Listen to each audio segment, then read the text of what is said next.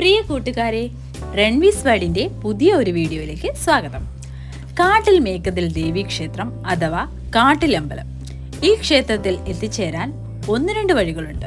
അതിൽ ഞങ്ങൾ പോയത് ഇടപ്പള്ളിക്കും കോട്ടയ്ക്കും ടൈറ്റാനിയം ജംഗ്ഷനും ഇടയിലുള്ള അകത്തേക്ക് പോകുന്ന വഴിയിലാണ്.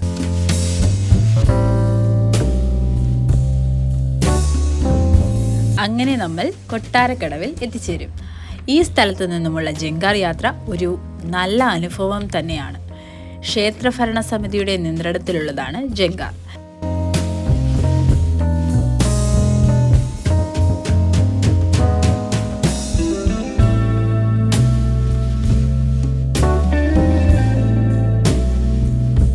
മനകളുടെ നാടായ പന്മനയുടെ പടിഞ്ഞാറേ അതിരിൽ അറബിക്കടലിനോട് ചേർന്ന് കായലിനും കടലിനും ഇടയിൽ പൊന്മന ഗ്രാമത്തിൽ സ്ഥിതി ചെയ്യുന്ന കാട്ടിൽമേക്കതിൽ ശ്രീ ഭദ്രകാളി ക്ഷേത്രം ഈ ക്ഷേത്രത്തിന്റെ മൂലക്ഷേത്രം ഇന്ന് കടലിന്റെ അടിയിലാണെന്നാണ് ഐതിഹ്യം.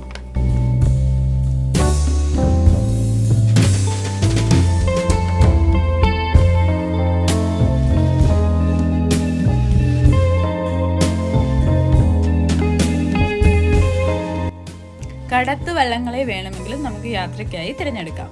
ഞങ്ങൾ രാവിലെയാണ് പുറപ്പെട്ടത്. ജങ്കാർ ഇറങ്ങി അമ്പലത്തിലേക്ക് കുറച്ച് നടക്കാനുണ്ട്. അമ്പലത്തിലേക്ക് പോകുമ്പോൾ ഇരുവശങ്ങളിൽ നിറയെ ചെറിയ കടകൾ കാണാം.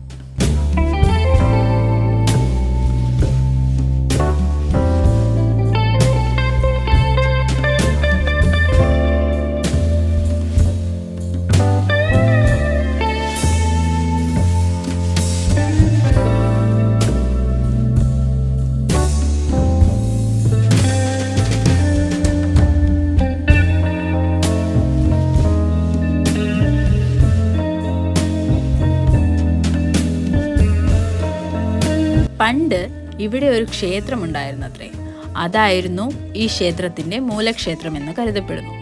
ഇത് ഇളങ്കോവരികളുടെ ചിലപ്പതികാരത്തിൽ രേഖപ്പെടുത്തിയിട്ടുണ്ടെന്ന് പറയപ്പെടുന്നു.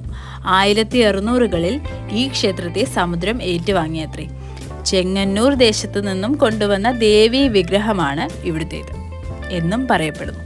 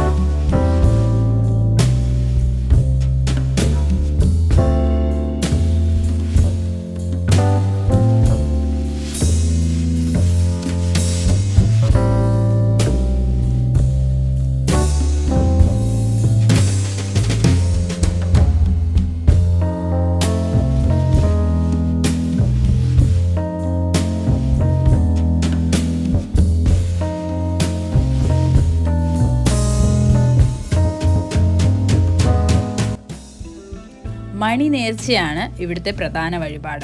ഇതിന്റെ ഐതിഹ്യം എന്തെന്നാൽ, പണ്ട് വൃശ്ചിക മഹോത്സവത്തിന് കൊടിയേറിയ സമയത്ത് അതിൽ നിന്നും ഒരു മണി തറയിൽ വീണു.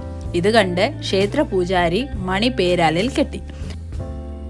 അതിനുശേഷം അദ്ദേഹത്തിന്റെ ജീവിതത്തിൽ നല്ല കാര്യങ്ങൾ നടന്നു എന്നാണ് പറയപ്പെടുന്നത്.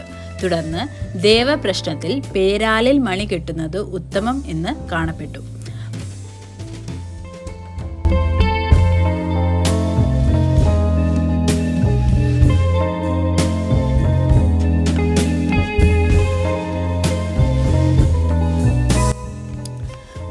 പൊങ്കാലയും ഇവിടെ വളരെ വിശിഷ്ടമാണ്.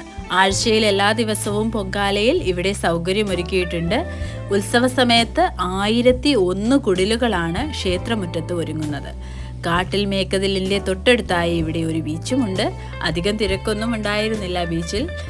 കടലിൻ്റെ അരികിലെ വിശിഷ്ടത ഏറെയുള്ള സുന്ദരി കൂടിയാണ് കാട്ടിൽ മേക്കതിൽ അമ്മ. ഞാനും എൻ്റെ കുടുംബവും ഒത്തിരി ആഗ്രഹങ്ങളുമായി അമ്മയെ കണ്ടുമടങ്ങിയപ്പോൾ മനസ്സിനും ശരീരത്തിനും നിറഞ്ഞ തൃപ്തിയും ആനന്ദവും ഉണ്ടായി.